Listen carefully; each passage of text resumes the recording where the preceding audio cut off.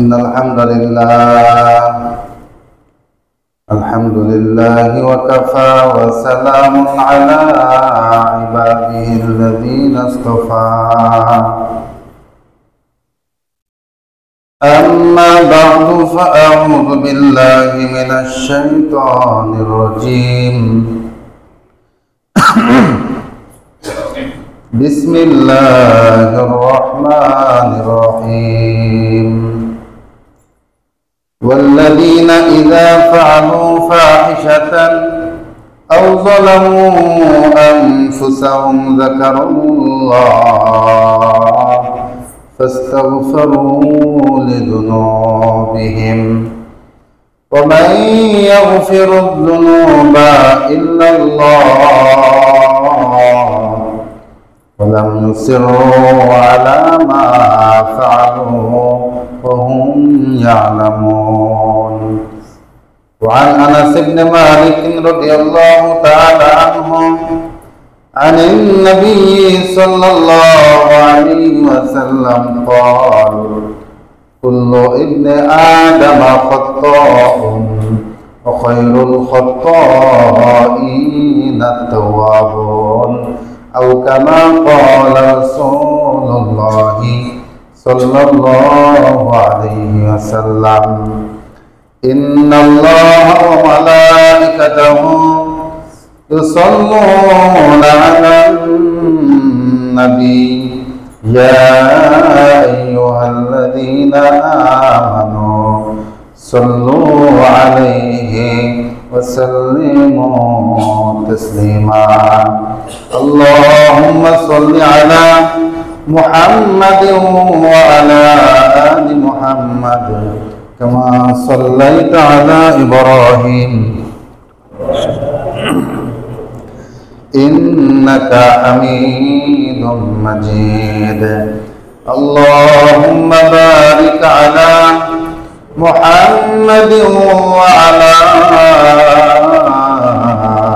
آل محمد كما باركت على إبراهيم وعلى آل إبراهيم إنك حميد مجيد আলহামদুলিল্লাহ। সম্মানিত হাজিরিন, আল্লাহ তাআলার দরবারে লাখো কোটি শুকরিয়া যে আল্লাহ তাআলা আমাদেরকে দুনিয়াবী সকল ব্যস্ততা রেখে আল্লাহ তাআলার হুকুম জুমার নামাজ আদায়ের উদ্দেশ্য নিয়ে আল্লাহর ঘর মসজিদে আসার বসার কোরআন এবং সুন্নাহের আলোকে দু চারটি কথা বলা এবং শোনার তৌফিক দিয়েছেন। এই জন্য আল্লাহ তাআলার দরবারে শুকরিয়া আদায় করি আলহামদুলিল্লাহ। সম্মানিত হাজিরিন, কোরআনে কারীমের সূরা আলে ইমরানের 135 নম্বর আয়াত আপনাদের সামনে আমি তেলাওয়াত করেছি। পাশাপাশি রাসূল সাল্লাল্লাহু আলাইহি ওয়াসাল্লামের অসংখ্য হাদিসের মধ্য থেকে তিরমিজি শরীফের একটি হাদিস আপনাদের সামনে পাঠ করেছি। আল্লাহ তাআলা তৌফিক দান হলে ইনশাআল্লাহ আমরা এই বিষয়ে কিছু আলোচনা করব এবং শুনব। তো সম্মানিত হাজিরিন, তো প্রথম কথা হলো যে মানুষ মাত্রই ভুল করে, আমরা ভুল করে থাকি, ঠিক না? তো এই ভুল করাটা যেরকম সহজ এবং খুবই স্বাভাবিক একটা ব্যাপার, ঠিক তেমনি ভাবে এই ভুল স্বীকার করা এবং ভুল থেকে উত্তরণের জন্য ব্যবস্থা বা পন্থা অবলম্বন করা ঠিক ততটাই কঠিন আর মহান একটা ব্যাপার। কারণ আমাদের একটা ফিতরত হলো আমরা ভুল করি, কিন্তু স্বাভাবিকভাবে আমরা আমাদের নিজেদের ভুল স্বীকার করে থাকি না। কি বলেন আপনারা? এজন্য সাহাবায়ে কেরাম আর আমাদের মধ্যে তফাৎ হলে এতটুকুই যে সাহাবায়ে কেরাম নিজেদের চোখে নিজেদের ভুল দেখতেন, অপরের গুণ দেখতেন, আর আমরা আমাদের চোখে নিজেদের ভুল না দেখে গুণ দেখি আর অপর মানুষদের শুধু ভুল দেখি। কি বলেন আপনারা? এই কারণে এই যে ভুল স্বীকার না করা, এটা ব্যক্তি জীবন, পারিবারিক জীবন, সামাজিক জীবন, কর্মজীবন বলেন, রাষ্ট্রীয় জীবন বলেন, সর্বক্ষেত্রে এটা একটা ব্যাধির মতো রূপ নিয়েছে যে কেউ নিজের ভুল স্বীকার করে না। এমনকি রাজনৈতিক অঙ্গনেও এটার চর্চা তো বহুদিন ধরেই চলছে। কি বলেন আপনারা? যে কারণে যারা ক্ষমতায় থাকে এরা সবসময় তাদের সকল সিদ্ধান্তই ভুল নেয়, ভুল করে। এই কারণে বিরোধীরা তাদের কি করে? সমালোচনা করে। আবার যারা বিরোধিতা করে তাদের ব্যাপারেও সরকারের যারা থাকে তাদের মুভমেন্ট এমন থাকে যে যে আমরাই সঠিক আছি আর আমাদেরকে যারা ভুল ধরছে মূলত তারাই ভুলের মধ্যে আছে।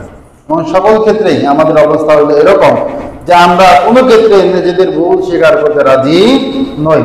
এই যে ভুল স্বীকার না করার মানসিকতা, অর্থাৎ ভুল স্বীকার করতে গেলে যে নিজের ভিতরে থাকা অহংকারী চেতনাকে দাফন করে দেওয়ার যে এত বড় একটা সাহসিকতা, এই সাহসিকতা আমরা প্রদর্শন করতে ব্যর্থ হই।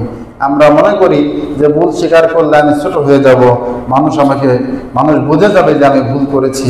অথচ আপনি স্বীকার না করলেও মানুষ এটাই বুঝে যে আপনি ভুল করেছেন। কে বলেন আপনারা, ঠিক কিনা? এই কারণে যেরকম ভাবে বিগত সময়গুলোতে আমরা দেখেছি যে যারা বড় বড় ভুল করেছে, অন্যায় করেছে, জুলুম করেছে, এই দেশের জনগণ দেশের সম্পদকে চুষে খেয়েছে এবং বরাবরই তারা মিডিয়ার সামনে এসে বড় বড় কথা এটাই বলেছে যে আমরাই একমাত্র এই দেশের হিতাকাঙ্ক্ষী, আমরা দেশের মানুষের এবং দেশের কল্যাণার্থে কাজ করে যাচ্ছি। এখন আপনারা কি মনে করেন যে এই যে দেশের এতগুলো মিডিয়া যারা আছে তার কথাকে ফলো করে প্রচার করবে আর এর জন্য সারা দেশের মানুষ তাদেরকে দুধে ধোয়া তুলসী পাতা মনে করবে? এমনটা হওয়া কি সম্ভব? অর্থাৎ আপনি ভুল করেছেন তার মানে হলো আপনি ভুল স্বীকার করছেন না, এর মানে হলো যে আপনি শুধুমাত্র নিজেকে বুদ্ধিমান মনে করছেন যে ভুল হয়েছে কি হয়েছে না এটা আমি ভালো বুঝি আর সবাই নির্বোধ, এরা তো বুঝে না। সুতরাং আমি যখন বলেছি ভুল হয় নাই তাহলে এটা ভুল হয় নাই, ঠিক আছে কিনা? অথচ জনগণ এবং আপনার আশপাশের মানুষ কিংবা আপনার সামনের মানুষ তারা কিন্তু ঠিকই বুঝতে পারে যে না উনি আসলে এখানে ভুল করেছে। কিন্তু এখানে আপনি ভুল স্বীকার করেন কিংবা করেন না, এই ক্ষেত্রে আপনার দুই অবস্থান সাধারণ মানুষ কিংবা আপনার সম্মুখে বা আপনার পাশের মানুষের মনের মধ্যে দুই ধরনের আপনার প্রতি ধারণা তৈয়ার হয়, জন্ম হয়। এক নাম্বার হলো আপনি ভুল স্বীকার করছেন না, তার মানে হলো আপনি অহংকারী, আত্ম অহংকারী, কোনোভাবেই নিজের ভুল স্বীকার করে আপনি ছোট হতে রাজি নন। অথচ আপনি যদি ভুল স্বীকার করতেন তাহলে আপনি সমাজের মানুষের কাছে বিনয়ী এবং উত্তম আখলাক করা মানুষ হিসেবে খ্যাতি লাভ করতেন। কথা বলেন ঠিক না বেঠিক? এই জন্য রাসূল সাল্লাল্লাহু আলাইহি সাল্লাম আল্লাহ তাআলার কাছে দোয়া করতেন, আয় আল্লাহ আপনি আমাকে আমার নজরে ছোট বানায় দেন। আল্লাহুম্মা জাআলনি ফি আইনি সগীরা ওয়াজআলনি ফি আ'য়ুনিন নাসি কাবীরা। রাসূল আল্লাহর কাছে দোয়া করেছেন, আয় আল্লাহ আপনি আমাকে আমার নজরে বড় ছোট বানায় দেন আর মানুষের নজরে আমাকে বড় বানায় দেন। সুবহানাল্লাহ। এই কারণে যে নিজেকে ছোট বানাতে পারবে, যে সবার সামনে অকপটে স্বীকার করে নেবে আমি সবচেয়ে বড় অপরাধী, এই সমাজে, এই দেশে, এই পরিবারে আমার চাইতে আর কারো বেশি ভুল হয় না, আমি বড় অপরাধী, এই ভুল স্বীকার যখন সে করতে শিখবে, মানুষের সামনে ছোট হইতে যে শিখবে, আল্লাহ তাআলা অটোমেটিক মানুষের নজরে তাকে বড় বানায় দেয়। রাসূল দোয়া করেছেন আপনি আমাকে আমার নজরে ছোট বানান, অর্থাৎ আমি রাসূল হয়েছি, আমি সর্বশ্রেষ্ঠ মানব, সর্বশ্রেষ্ঠ রাসূল, সর্বশ্রেষ্ঠ নবী হয়েছে, এই জন্য আমি নিজেকে বড় মনে করবো, বাকিদেরকে ছোট মনে করবো, এমনটা যেন না হয়। আয় আল্লাহ সব অবস্থা আপনি আমাকে এমন বানান যেন আমি আমাকে নিজেকে যেন সবসময় ছোট করে দেখি, অর্থাৎ আমার চাইতে ছোট কেউ নাই, আমার চাইতে অযোগ্য কেউ নাই, আমার চাইতে যোগ্যতাওয়ালা, আমার চাইতে সম্মানওয়ালা, আমার চাইতে উত্তম আখলাকওয়ালা মানুষের অভাব নাই, আমি সবচেয়ে ছোট। যখন আপনি নিজেকে ছোট বানাইতে পারবেন আল্লাহ আপনাকে বড় বানাই দেবে, মানুষের নজরে বড় বানাই দেবে। অথচ সমাজের মানুষ এর উল্টা করে বেড়ায়, সমাজের মানুষ নিজেকে সবচেয়ে বড় জাহির করে বেড়ায়। 5 বছর একটা এলাকার ক্ষমতায় থেকে বিশাল জনপদকে শাসন করার পরে সে বলে আমার কোনো ভুল নাই, 5টা বছর আমি শুধুমাত্র আমার জনগণের খেদমতের জন্য নিজেকে কোরবানি করেছি। কথা বলেন ঠিক না বেঠি? এই যে নিজের ভুল স্বীকার না করে নিজে যা করে নাই তাই বলে বেড়ানো, এমনিতেই তো জনগণের নজরে মানুষের দিমাগের মধ্যে সে ছোট হয়ে আছে, আর এই দাম্ভিকতা প্রদর্শনের কারণে তার অবস্থা আস্তে আস্তে মানুষের জুতোর তলায় অবস্থান নেয়। ঠিক কিনা বলেন? তার মানে আপনি ভুল স্বীকার করতে শিখেন। এই জন্য হযরতে আনাস ইবনে মালিক রাদিয়াল্লাহু তাআলা আনহু আনিন নবী সাল্লাল্লাহু আলাইহি ওয়াসাল্লাম, হযরতে আনাস ইবনে মালিক রাদিয়াল্লাহু তাআলা আনহু থেকে বর্ণিত এই হাদিসে রাসূল বলেন, কুল্লু ইবনে আদম খাত্তাউন, রাসূল বলেন প্রত্যেকটা মানুষই অপরাধী, অপরাধ নাই এমন কোনো মানুষ নাই।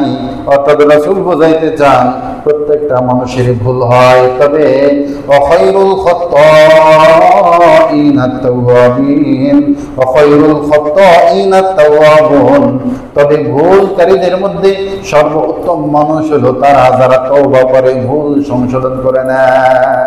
যারা ভুল সংশোধন করতে জানে, রাসূল বললেন এরা হলো সবচেয়ে উত্তম মানুষ। এরা কি সবচেয়ে উত্তম? তারাই উত্তম যারা ভুল করার পরে কি করে নেয়, সংশোধন করে নেয়, তওবা করে নেয়। আল্লাহর কাছে ভুল করলে আল্লাহর কাছে তওবা করে, আর মানুষের কাছে ভুল করলে, ত্রুটি থাকলে সে মানুষের কাছে ছোট হয়ে যায়। এই ছোট হওয়ার দরুন, এই যে নিজের ভিতরে ছোট হওয়া মানে কি, আপনি ভুল স্বীকার করলেন মানে হলো আপনার ভিতরে জমে থাকা অহংকারের পাহাড়কে আপনি দমিয়ে দিলেন, ধসিয়ে দিলেন। এর দ্বারা আপনি যে আপনার নিজের নফসের সাথে ক্ষুদ্র জিহাদ করলেন, যুদ্ধ করলেন, লড়লেন, লড়াই করলেন, এর বিনিময়ে আল্লাহ আপনাকে বড় বানায় দিলেন। সুবহানাল্লাহ। পাশাপাশি আরেক হাদিসে রাসূল বলেন, মান তাওয়াযা লিল্লাহি রাফাআহুল্লাহ, যে আল্লাহর জন্য নত হয় আল্লাহ তাআলা তার মর্যাদা উঁচু করে দেয়। সুবহানাল্লাহ। তা আল্লাহর জন্য হতো, আমি ভুল স্বীকার করছি, আমি ছোট হচ্ছি, এটা দুনিয়ার কোনো মানুষের জন্য নয়, আল্লাহর জন্য। যখন আপনার এই ভুল স্বীকার করা, নত হওয়া, এটা আল্লাহর জন্য হবে, আল্লাহ আপনার মর্যাদা বাড়ায় দেবে। সুবহানাল্লাহ করে। এই জন্য মক্কার কাফের বেঈমানরা রাসূলকে পাগল বলেছে, উন্মাদ বলেছে, তার মাথা ঠিক নাই বলেছে, তার দিমাগ বিকৃত হয়ে গিয়েছে বলেছে। এই জন্য মানুষের মধ্যে কি রাসূলের প্রতি টান, রাসূলের প্রতি মানুষের মধ্যে যে একটা আলাদা আকর্ষণ, এটা কি কমে গিয়েছে? আগ্রহ কমে গিয়েছে। বরং ওই যে একটা কথাই বলে না, মানুষের নিষিদ্ধ জিনিসের প্রতি আগ্রহ আরো বেশি থাকে। যখন তারা প্রচার করেছে সে একজন পাগল, সাধারণ মানুষের মধ্যে আরো কৌতূহল জেগেছে, এটা আবার কেমন পাগল, একটু পাগল দেখে আসে। অর্থাৎ স্বাভাবিকভাবে তার কাছে মানুষ আসতো 10 জন, এখন অস্বাভাবিকভাবে অর্থাৎ পাগল বলার কারণে 10 জনের জায়গায় শত শত জন মানুষ আসা শুরু করে দিয়েছে। আর যখন এই পাগল অর্থাৎ কাফেরদের মুখের বলি অনুযায়ী পাগলের কথা যখন তারা শুনেছে, পাগলের মুখ থেকে নিষেধ বের হওয়া কোরআনে কারিমের আয়াত, মর্ম, ভাষ্য যখন তারা শুনেছে, তারা বুঝতে পেরেছে আসলে এই ব্যক্তি পাগল নয়, বরং যারা তাকে আজকে পাগল বলতেছে ওরাই হলো আসল পাগল। আর এই মানুষগুলো দিনকে দিন আস্তে আস্তে ঈমানের নূর নিয়ে ফিরে এসেছে। সুবহানাল্লাহ করেন। কথা বলা আছে কিনা? অর্থাৎ রাসূল আল্লাহর জন্য নত হয়েছেন, নত স্বীকার করেছেন, তাকে কেউ একজন তার একটা ছোট্ট ত্রুটির জন্য থাপ্পড় মেরে দিয়েছে, নাউযুবিল্লাহ।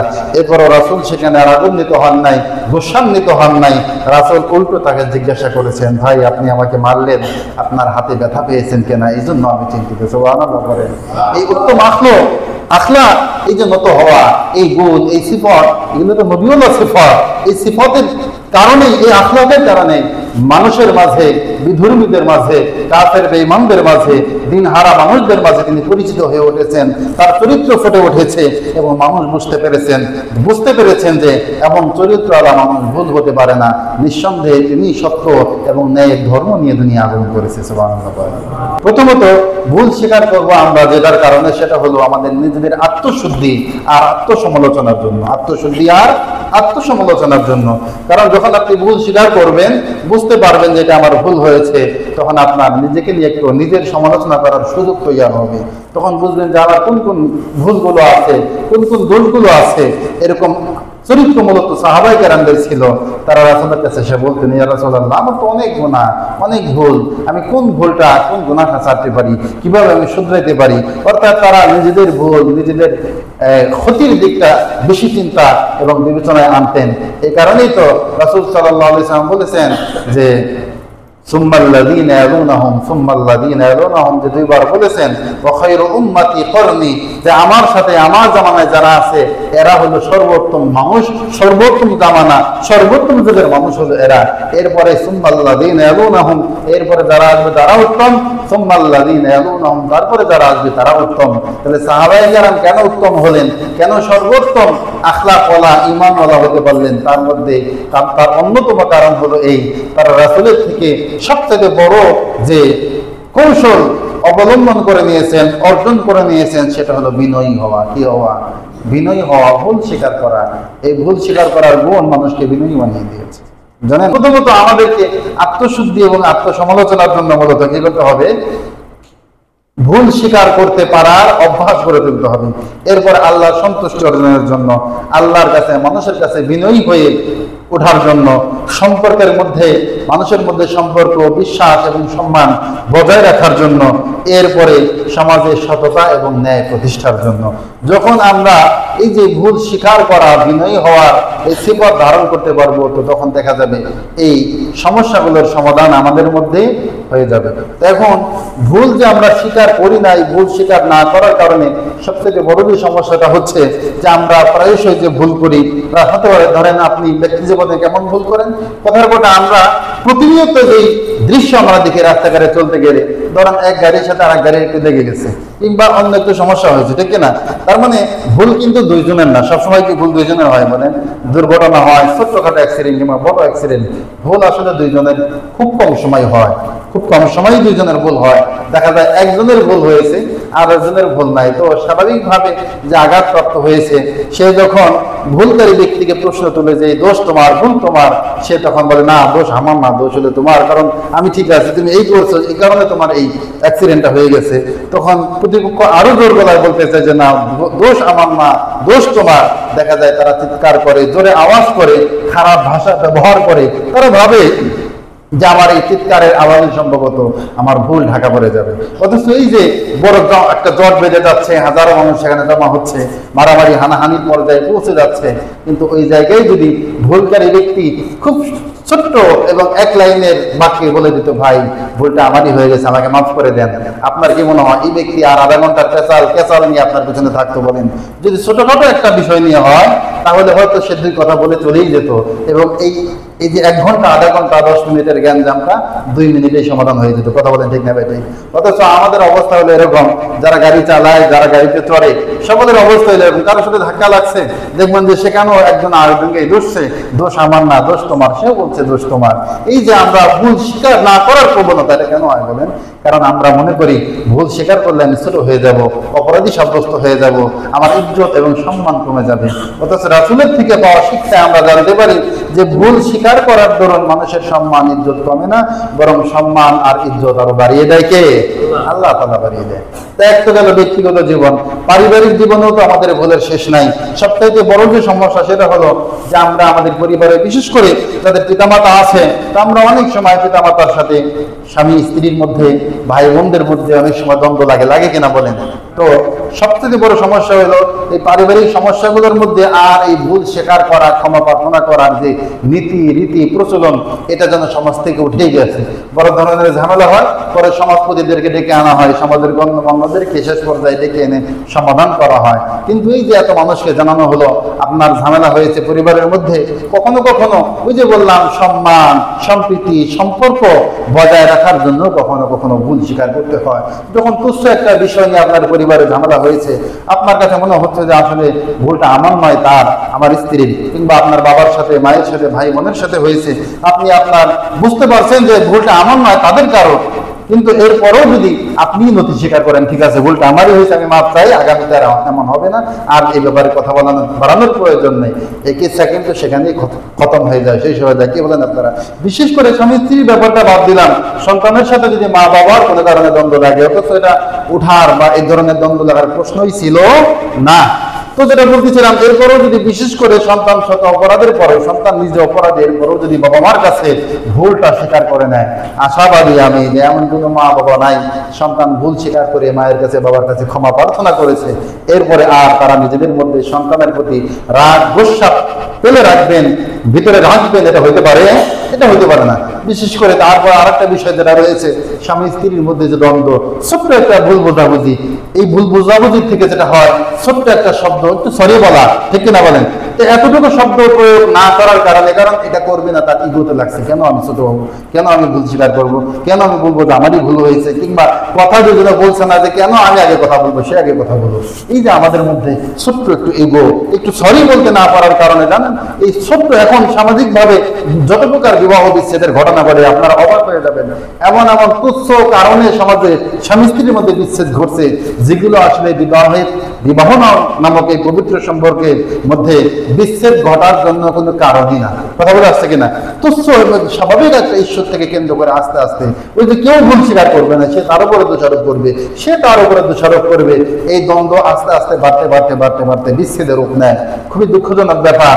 কালকে একটা ভিডিও দেখলাম এক আদালত চত্বরে, তো সেখানে বাচ্চাটার বয়স ধরেন 2-2.5 বছর হবে।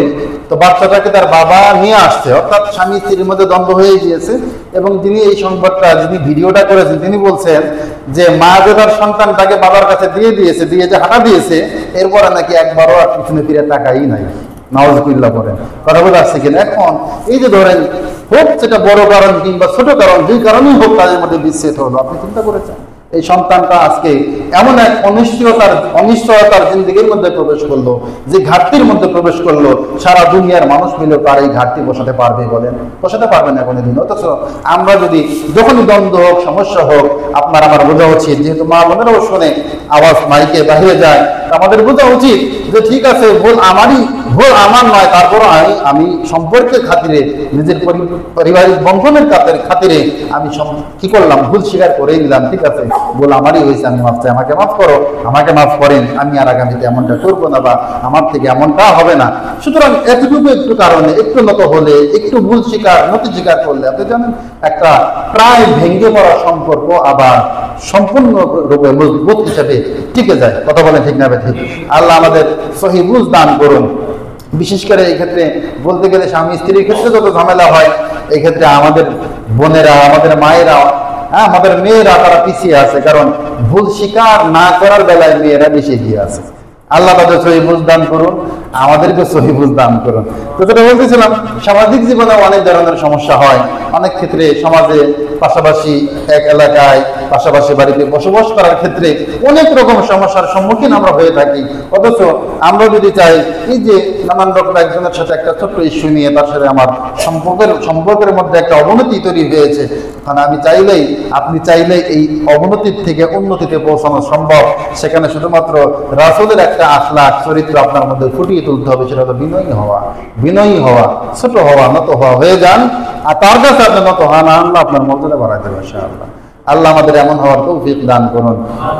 তো দেখা যায় সমাজের বসবাস করার ক্ষেত্রে একজন আরেকজনের সাথে নানা কারণে একটা সমস্যা, একটা ঝগড়াঝাটি লেগে যায়। তো দেখা যাচ্ছে যে এই যে আমাদের অবস্থান যেহেতু একই রকম, ব্যক্তি জীবন হোক, পারিবারিক আর সামাজিক জীবন যেখানেই হোক না কেন, আমাদের অবস্থান হলো আমরা কেউ নিজের ভুল স্বীকার করতে রাজি নই। অথচ এই ছোট্ট একটা সিফত আমরা অর্জন করতে পারলে সর্বক্ষেত্র থেকে আমাদের মধ্য থেকে কি হতে পারে, এই সমস্যার সম্মুখীন হতে পারে। এবং সমাজ আজকে যে তার এই কি বলে এটাকে, সমাজের যে সৌন্দর্য আজকে হারিয়ে যাচ্ছে ভুল না স্বীকার করার কারণে, এই সৌন্দর্য আবারও ফিরিয়ে আনা সম্ভব। কর্মক্ষেত্রেও নানান রকম সমস্যা হয়, একজন কলিগ আরেকজন কলিগের সাথে ছোট্ট একটা ইস্যু নিয়ে কথা লাগে, এখান থেকে আস্তে আস্তে তাদের মধ্যে বিষাদের জন্ম নেয়। এবং কি শিক্ষা প্রতিষ্ঠানে পর্যন্ত তারা সহপাঠীর সাথে ছোট্ট একটা ইস্যুকে কেন্দ্র করে এমন একটা ঝামেলা তৈরি হয়েছে যে আস্তে আস্তে সেখান থেকে শত্রুতা আর বিদ্বেষের প্রতিযোগিতা শুরু হয়ে যায়।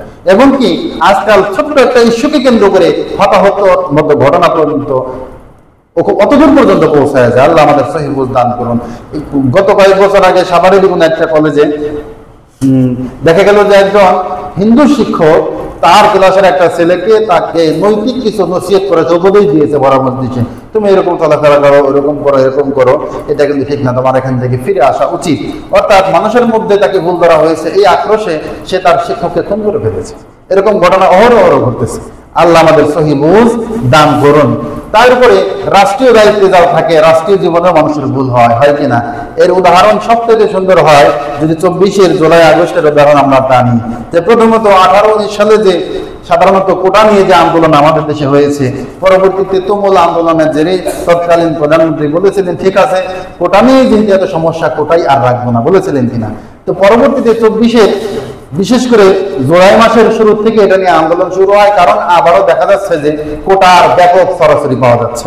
স্বাভাবিকভাবে 100 মানুষ যেখানে নিয়োগ দেওয়া হবে সেখানে দেখা যাচ্ছে 75 জন অটোমেটিক সহায়তা নিয়োগ পাচ্ছে, আবার 25টা পদের জন্য 25,000 কিংবা তারও থেকে বেশি মানুষ লড়াই করছে। কঠিন একটা অবস্থা। বলে একটা জায়গায় 200 মানুষ আছে, চাকরির পদ খালি 10টা। এখন দেখা গেছে 10টার মধ্যে থেকে 8টা অটোমেটিক বা 7টা অটোমেটিক নিয়োগ পাবে। এখন বাকি যে 193 জন মানুষ, 90 জন মানুষ রয়েছে, তারা সবাই বাকি 7টার জন্য লড়াই করবে। এই প্রথা ভেঙে দেওয়ার জন্য আবার আন্দোলন শুরু হলো কিনা। 16 তারিখে 1 জন কি 2 জন কিংবা 3 জন মানুষ মারা যায়। তো প্রথমত সরকার তাদের দাবি মানতে অনড়, অর্থাৎ ভুল স্বীকার তিনি করতে অনড়। পরবর্তীতে যখন 16 তারিখে কয়েকটা মানুষ মারা গেল, বিশেষ করে রংপুরের আবু সাইদকে কেন্দ্র করে আরো কয়েকজন মানুষ ওই দিন সারা দেশে 4-5 জনের মতো মারা যায়। পরবর্তীতে যখন এটাকে কেন্দ্র করে প্রাইভেট আর গভর্নমেন্ট সেক্টর না, সর্বক্ষেত্রে শিক্ষার্থীরা এবং সাধারণ মানুষ আন্দোলনের মধ্যে নেমে পড়ে, ঝাঁপিয়ে পড়ে, তখন সরকার তাদের দাবি মানার জন্য প্রস্তুত হয় যে ঠিক আছে, তাদের দাবি মেনে নেওয়া হবে। অর্থাৎ 18 তারিখ বৃহস্পতিবার, সেদিন ঠিক দুপুর 3টা কিংবা 2:30 বাজে সরকারের 2 জন উচ্চপদস্থ মন্ত্রী তারা সরাসরি সাংবাদিকদের সামনে এসে বলছে যে ছাত্রদের যারা নেতৃত্বে আছে আমরা তাদের সাথে কথা বলবো, প্রধানমন্ত্রী কথা বলবে, তাদের সাথে আমরা সমাধানের পথে আগাতে চাই। তবে এবার যেহেতু তাদের 4-5 জন সহপাঠী সারা দেশ থেকে মারা গেছে, তবে এবার তাদের দাবি হলো ঠিক আছে আমরা তার সাথে বসতে রাজি, তবে শর্ত হলো যে 5 জন কি 7 জন মানুষ মারা গিয়েছে, সরকার প্রধানকে এটার দায় নিয়ে দুঃখ প্রকাশ করতে হবে। মিলতেছে কিনা কথা মিলে? এরকমই হয়েছে, হুবহু এরকমই হয়েছে ঘটনা। যে তাদেরকে যেটা করতে হবে সেটা হলো, তাদের কথা হলো ঠিক আছে আমরা তাদের সাথে আলোচনায় বসবো, তবে শর্ত হলো সরকারকে এই 7 জন মানুষের যে নিহত হলো এটার দায় সরকারকে নিতে হবে, নিয়ে শুধুমাত্র দুঃখ প্রকাশ করবো, এতটুকু বলেছে। কিন্তু না, দুঃখ প্রকাশ করলে দায় নিলে তো আমি অপরাধী হয়ে যায়, এটা করা যাবে? এটা করা যাবে না। তিনি দায় নিলেন না, তিনি সারা দেশের ইন্টারনেট সিস্টেম, ডিজিটাল সিস্টেমকে তিনি ব্যান করে দিলেন, আউট করে দিলেন। এর ফলাফল কি হয়েছে পরবর্তীতে আমরা দেখেছি। অর্থাৎ ভুল স্বীকার যে না করেছে, নিজের যে নতুনা হয়েছে তার অবস্থান অনুযায়ী তাকে ক্ষতি সাধনের শিকার হতে হয়েছে। আপনি ব্যক্তিগতভাবে ভুল স্বীকার না করেন, ব্যক্তিগত ক্ষতির সম্মুখীন হবেন, সামাজিকভাবে সামাজিক ক্ষতির সম্মুখীন হবেন। যখন আপনি রাষ্ট্রীয় গুরুদায়িত্বে থাকবেন, ভুল স্বীকার না করে উল্টা তাদেরকে আপনি ব্লেম দিবেন, এর ফলাফল হিসেবে কখনো কখনো আপনার ক্ষমতার পতন, কখনো কখনো আপনাকে দুনিয়া থেকে পতন হয়ে যাওয়া লাগতে পারে। কথা বলে ঠিক না বেঠিক? আমাদেরকে এখান থেকে শিক্ষা নেওয়া উচিত। কিন্তু দুঃখজনক ব্যাপার হলো এখন যারা ক্ষমতায় আসতে চায়, এখন বিভিন্ন দলের তো শেষ নাই, প্রায় 50টার মতো শুধু নিবন্ধিত দলই আছে। অনেক দলওয়ালারা আবার নিবন্ধনের জন্য গড়াবাড়ি করতেছে, কেন তাদেরকে নিবন্ধন দেওয়া হচ্ছে না। তো যেটা বলতেছি আমি, সবাই ক্ষমতায় যেতে চায়, সবাই ক্ষমতার গতিতে বসতে চায়, কিন্তু সমস্যা হলো কি জানেন? সমস্যা হলো এই, যেহেতু তারা ক্ষমতায় নাই, সম্ভবত এই কারণে তারা সাবেক সরকারের মেইন রুল যেটা গণহত্যার, ওই রুলটাই শুধুমাত্র প্লে করতে পারছে না। ওই রুলটা ছাড়া ক্ষমতার জন্য তারা মরিয়া হয়ে আছে, বাকি সকল রুল সাবেক সরকারের সাথে, তৎকালীন স্বৈর শাসকের সাথে তারা সমান তালে প্রয়োগ করে যাচ্ছে। কথা বলে ঠিক না বেঠিক? সেই চাঁদাবাজি, লুটপাট, শোষণ এবং মানুষ হত্যা, কত কিছুই বলেন না কেন, সমান তালে রয়ে গেছে। শুধুমাত্র সরাসরি কোনো হত্যাটা তারা করতে পারছে না, কারণ ওটার জন্য পাওয়ার দরকার, প্রশাসনিক পাওয়ার দরকার। যতটুকু বোঝা যাচ্ছে সম্ভবত ক্ষমতায় গেলে তারা ওটারও প্রয়োগ করে দেখাবে। আল্লাহ তাদের সহি বুঝ দান করুন। সম্মানিত হাজিরিন, আমরা সাধারণ মানুষ ভুল স্বীকার করতে রাজি না, অথচ আপনার আমার পিতা হযরত আদম আলাইহিস সালাম, ওনাদের মধ্যে ভুল হয়েছিল কিনা বলেন? একটা ভুল হয়েছিল। ভুল আর গুনাহ কিন্তু এক নয়, ভুল আর গুনাহ কিন্তু এক নয়। আপনি রাস্তা দিয়ে হাঁটছেন, তো আপনার কারণে একজনের সাথে ধাক্কা লেগে পড়ে গেছে, এটা কি আপনার অপরাধ? এটা কি গুনাহ? না, আপনি ইচ্ছা করে যেহেতু দেন না, এটা আপনার কিঞ্চিত ভুল হয়ে গেছে, দুঃখ প্রকাশ করেন, সমাধান হয়ে যাবে।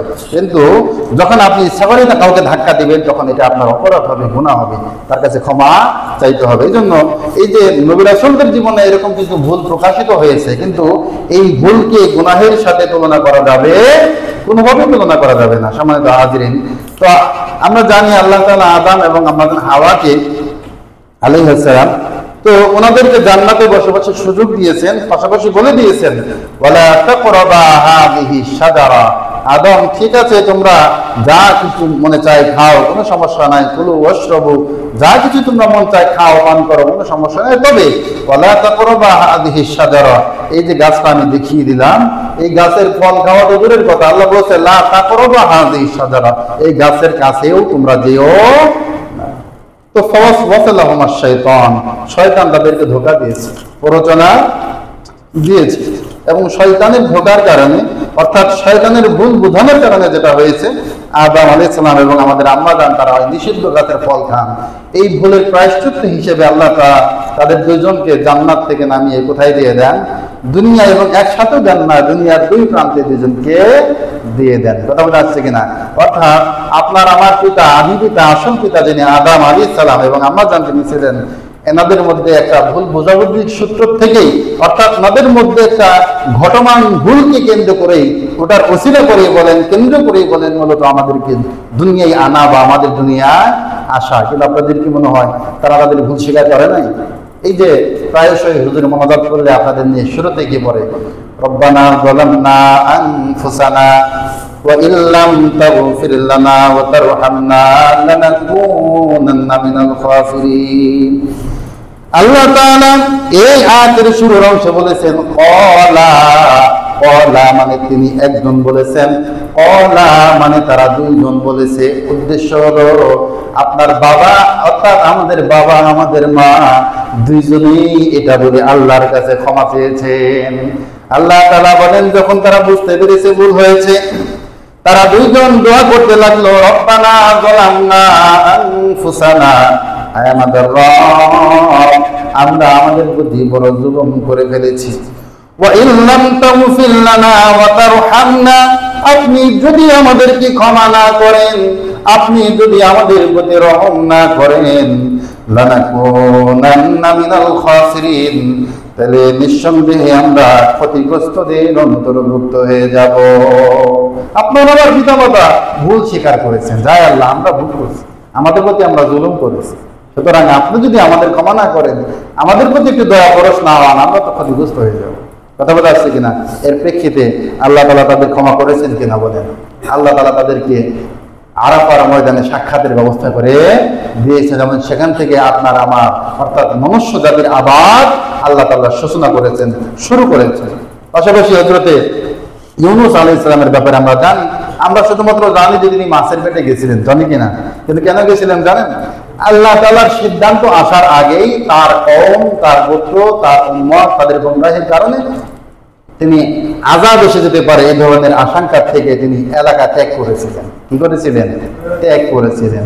ফলশ্রুতিতে দেখা গেল একটা ঘটনাকে কেন্দ্র করে যেই নৌ সওয়ার হয়ে তিনি যাচ্ছিলেন, সেখানে তাকে অন্যান্য সহযাত্রী যারা ছিল তাকে এখন লটারির মাধ্যমে তাকে নদীতে ফেলে দেয়। কোথায় ফেলে দেয়? নদীতে বলেন, সাগরে বলেন, ফেলে দেয়। তো ফেলে দেওয়ার সাথে সাথে তাকে একটা বৃহৎ আকারের মৎস্য তাকে ঘিরে ফেলে, এবং তিনি তখন বুঝতে পারেন যে নিঃসন্দেহে আল্লাহর ফায়সালা হওয়ার আগেই আমি আমার এলাকা ত্যাগ করেছি, নিঃসন্দেহে এটা আমার কি ছিল? ভুল ছিল। তিনি কি বলে দোয়া করেছেন? লা ইলাহা ইল্লা আনতা সুবহানাকা ইন্নী কুনতু মিনাজ জালিমিন। লা ইলাহা ইল্লা আনতা, সে দোয়া করেছে আল্লাহর কাছে ফরিয়াদ করে বলেছে, আল্লাহ আপনি ছাড়া আর কোনো মাবুদ, সুবহানাক, আপনার সত্তা পবিত্র, আপনি বড় পবিত্র, ইন্নী কুনতু মিনাজ জালিমিন, নিঃসন্দেহে আমি জালেমদের অন্তর্ভুক্ত হয়ে গিয়েছি। কিঞ্চিত ভুলের কারণে নিজেকে জালেমদের অন্তর্ভুক্ত বলে স্বীকার করেছে। আমরা অনেক ভুল হওয়ার পরেও একটুখানি ছোট হইতে রাজি নই। নবী রাসূলের সিফাত একটু ভুলের কারণে অনেকখানি ভুল স্বীকার করেছে। সুবহানাল্লাহ বলে। এর ফলাফল হলো এত বৃহৎ বড় মৎস্যটাকে গিলে ফেললেও হজম করতে পেরেছে, তাকে ডাঙ্গায় এনে ছেড়ে দিয়েছে। সুবহানাল্লাহ বলে। তারা জানেন আমাদের রাসূল সাল্লাল্লাহু আলাইহি ওয়াসাল্লামের জীবনেও এরকম এক বা একাধিক ঘটনা আছে। রাসূল সাল্লাল্লাহু আলাইহি ওয়াসাল্লাম বিশেষ করে বদরের যুদ্ধে যখন সৈন্যবাহিনীর কাতার সোজা করছিলেন, তো সৈন্যবাহিনীর মধ্যে হযরতে সাউদা ইবনে গাজিয়া নামে একজন সাহাবী ছিলেন। তো তিনি একটু লাইন ছাড়ার সামনে এগিয়েছিলেন। তো রাসূলুল্লাহ তীর দিয়ে এরকম করে হয় না রাসূল লাঠি দিয়ে সোজা করে, তো উনি একটু এগিয়েছিলেন, বিধায় ওনার পেটে একটু খোঁচা দিয়েছেন ছোট করে। তো খোঁচা দিয়ে উনি একটু ব্যথা পেয়েছে। তখন সে বলে, আবার যা আতা নেই রাসূলুল্লাহ, রাসূল আপনি তো আমাকে কষ্ট দিলেন, আপনি আমাকে কষ্ট দিলেন। অথচ আল্লাহ আপনাকে সত্য দিয়ে, আদল দিয়ে, ন্যায় ইনসাফ দিয়ে বানাইছে। সুতরাং আপনি আমাকে প্রতিশোধ নেওয়ার সুযোগ দেন। আপনি আমাকে কষ্ট দিচ্ছেন, সুতরাং আমি এর প্রতিশোধ নিতে চাই। কথা বলে আসছি। রাসূল সাল্লাল্লাহু আলাইহি সাল্লাম কোন রকম ব্যাখ্যা বিশ্লেষণ ব্যতীত। আমাদের নেতাদের অবস্থা কেমন বলে, ভুল একটা যখন করছে, এখন এটা তো ভুল হয়েছেই বুঝতেই পারছি। যে আপনাদেরকে একটা ঘটনা বলে দিই এক মিনিটে, সেটা হলো, তো এক কবিতা লিখছে। কবিতাটা হলো এমন যে কপাল ভিজিয়া গেল চোখের জল, একটা লাইন নিয়ে কথা। আমি জানি না এর সত্য কি মিথ্যা, তবে যেহেতু আমাদের সমাজের মানুষ, আমাদের সমাজের নেতৃত্বে যারা আছে, তাদের সাথে লাইনের একটা মিল রয়েছে, এই জন্য বলি আর কি। তো স্বাভাবিকভাবে তো আসলে চোখের জলে কপাল জেতা সম্ভব নয়। আসলে শব্দটা হবে কপল, কি হবে, কপল, চোয়াল, গাল, কথা বলে আসছে কিনা। এখন কবি মহাশয় ভুল করে একটা আকার দিয়ে ফেলেছেন, কপাল থেকে কপাল হয়ে গিয়েছে। এখন তার সভাসাগরে যারা আছে, এরা এখন তো চিন্তায় পড়ে গেল, কপাল ভিজিয়ে গেল চোখেরও জলে। যদি এই কবিতা প্রকাশ করা হয়, তাহলে তো কবির মান থাকে না, যে কবি ভুল ব্যাখ্যা দিয়েছে। কি বলেন আপনারা? আমাদের সমাজেও নেতারা যখন ভুল করে, যেই দলের নেতাই করে, ওই দলের কর্মী চামচারা ওটাকে জায়েজ করার জন্য হাজারে হাজারে ব্যাখ্যা দাঁড় করায়। কথা বলেন ঠিক না ভাই? এইবার তারা চিন্তা করলো, কবি যেহেতু লিখেছে কপাল ভিজিয়া গেল চোখের জলে, তারা তখন আর এক লাইন বাড়ায় লিখলো, ঠ্যাং দুটো তথা পা দুটো বাঁধা ছিল গাছের ডালে। কথা বলে আসছে কিনা? এইবার কবিতা ঠিক আছে, আছে কিনা বলেন? এখন কপাল যখন চোখের জল ভিজবে, পা যদি উপরে বাঁধা থাকে, তাহলে চোখের জলে কপাল ভিজা সম্ভব। তারা যদি নথি স্বীকার করতো যে হ্যাঁ যেটা ভুল, এটা ভুল, আমাদের কবির এখানে একটা ভুল হয়েছে, সেটা হলো কপালের জায়গায় তারা কি লিখেছে, কপাল লিখেছে। সুতরাং একটুখানি যদি তার সমর্থকরা কি করতো, নথি স্বীকার করতো, তাহলে আর ওই ব্যক্তিকে এত কষ্ট করে পা দুটো ধরে গাছে বাঁধার প্রয়োজন পড়তো না। এখন নেতারা ভুল করে, হুজুররা ভুল করে, বিভিন্ন দায়িত্বশীলরা ভুল করে, কিন্তু ভুল স্বীকার করবে না।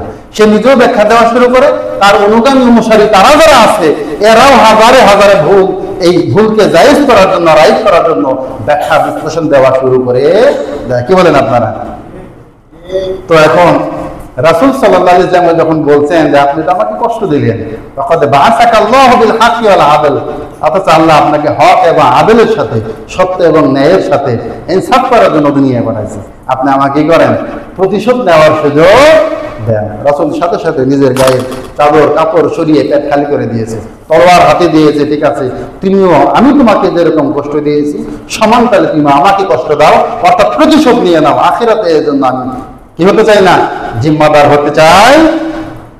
এটা যখন বলেছে, সাথে সাথে সে নিজের গায়ের কাপড় খালি করে দিয়ে রাসূলের খালি গায়ের সাথে বুক জড়া দিয়েছে। সুবহানাল্লাহ। এবার সাহাবী বলে, রাসূল,